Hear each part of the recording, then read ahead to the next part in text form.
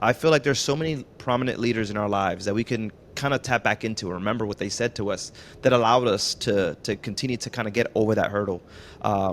Anything come in mind? Any leader, any moment that you just remember that you still cherish and carry with you today?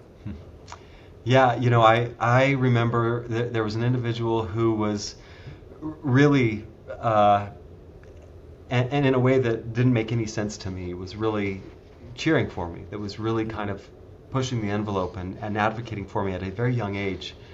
I think that there was an opportunity that I had to move into a leadership role that maybe was a bit untraditional for an individual of my age at that time. Yeah. And I remember him saying to me, he said, Jess, there are times in our lives where every one of us needs to have someone who will pound the table, that will pound the table or put fist to the desk and say, no, this is our guy, this is our girl, this is who we want and who we need in this role, this is who we want to invest in, and this is who we ultimately will benefit from the most. And Yeah. for whatever reason, he felt like that was me for that given task or assignment. And I always remember that, and I try to pay that forward. I think that there are a lot of times that we maybe hedge a little bit and try to find reasons not to bring people in to such important work, especially with vulnerable patients and Yeah. populations. And instead, I try to pay forward this concept and this idea that no, like I'm okay, and I will pound my fist on a table to make the case for someone who wants to be an active participant and a compelling part of this story that we're telling.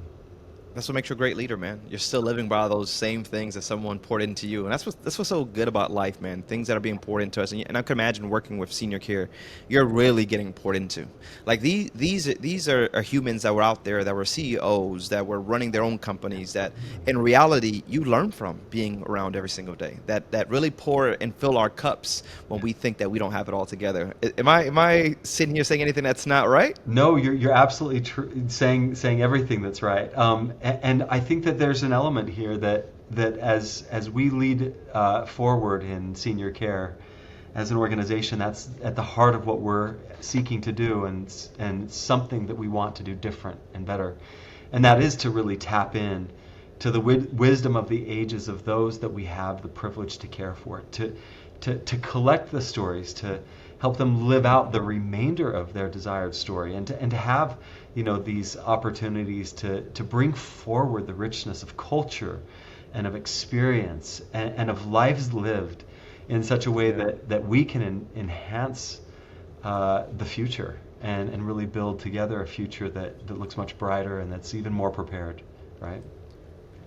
What does it take practically and culturally to build environments where people just feel forgotten, Yeah. but feel more alive? Or sorry, don't feel forgotten, but feel more alive. I apologize. Yeah, I think that there's an element. Well, one, we have to have our systems dialed in. There has to be, right, competency in all that we do technically, right? There's this element of what we're doing that is very much at the heart of healthcare and of caregiving, and oftentimes those care pathways, the providers that we engage, the clinical decision making, the ability to maintain and achieve high quality outcomes clinically. Those are really, really critical. And I feel that if we can really dial in those systems and have a significant, right, recurrent or repetitive success factor behind our clinical provision, that's kind of the basis. But from there, I think that's then where we can do exactly what you've just mentioned. We can do more.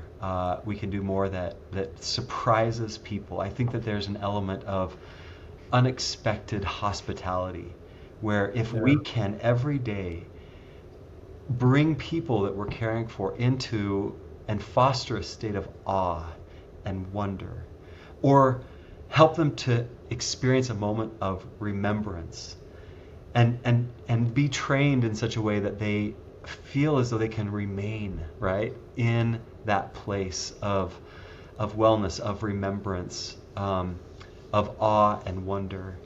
I think that's where opportunity really exists. And that does tie us very tightly into the hospitality kind of industry, right? We see Yeah. some of these practices in the everyday businesses or restaurants or hotels that we go into. How often, though, do we see it in what can be a very sterile, impersonal healthcare setting, right?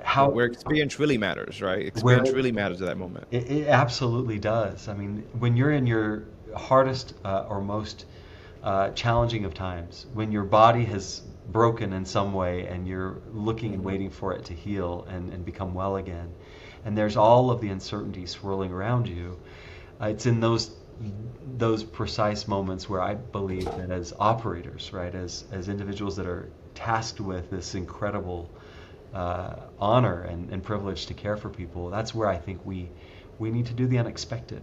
We need to go the extra mile. Of course, we have to have that foundation of technical expertise and consistency, but we also then can't stop there, right? This is the trust that's been given to us, and we've got an opportunity to, especially in a custodial or in a long-term care setting, where individuals are coming to live in our buildings with us and around us. Right? We have an opportunity to create that home, family environment and do the unexpected from a hospitality standpoint.